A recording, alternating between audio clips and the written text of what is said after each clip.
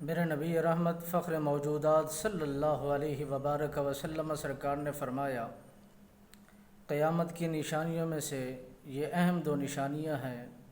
جب انسان کے اندر شرم و حیا ختم ہو جائے، بے حیائی بدکاری عام ہو جائے، دنیا کے اندر اس طرح کا ماحول دستیاب ہو جائے اور ہر بندہ اس غلاظت کے اندر چھلانگ لگانا شروع کر دے، تو پھر دو چیزیں انسانوں کے اندر پائی جاتی ہیں۔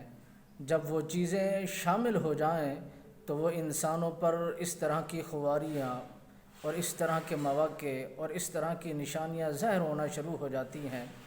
میرے نبی رحمت سرکار نے فرمایا، جب انسان کے اندر شرم و حیا ختم ہو جائے، حیا کی دنیا سے انسان رخصت ہو جائے، تو سب سے پہلے جو اموات کا سلسلہ ہے وہ جوانوں میں آئے گا۔ جوان خوبصورت انسان اس دنیا فانی سے رخصت ہو جائیں گے، اس دنیا فانی سے چل بسیں گے اور اس طرح کی اموات بہت عام ہو جائے گی۔ دوسرا، میرے نبی رحمت سرکار نے فرمایا کہ انسانوں کے اندر جب یہ بے حیائی اور بدکاری کا سلسلہ عام ہو جائے تو خدا کی طرف سے اس طرح کی بیماریاں متوقع ہو جائیں گی، داخل ہو جائیں گی اور پھر ان کا ظہور ہو جائے گا۔ جو بیماریاں لا علاج ہوں گی ان کی تہ تک، ان کے ختم ہونے تک انسان کرتے کرتے خود ختم ہو جاتا ہے۔ بیماریاں انسانوں سے جدا نہیں ہوتی، تو وہی چیزیں اس دنیا کے اندر عام دکھنے کو مل رہی ہیں۔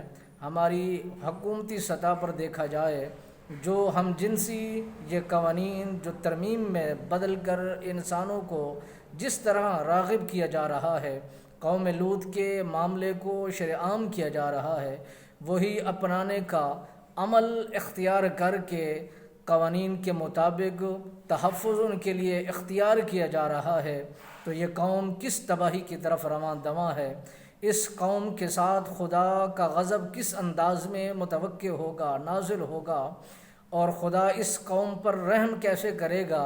یہ مخلوق، یہ انسان اپنے ساتھ خود کر رہے ہیں، خدا کے غضب کو، خدا کی ناراضگی کو اپنی طرف متوجہ کر رہے ہیں۔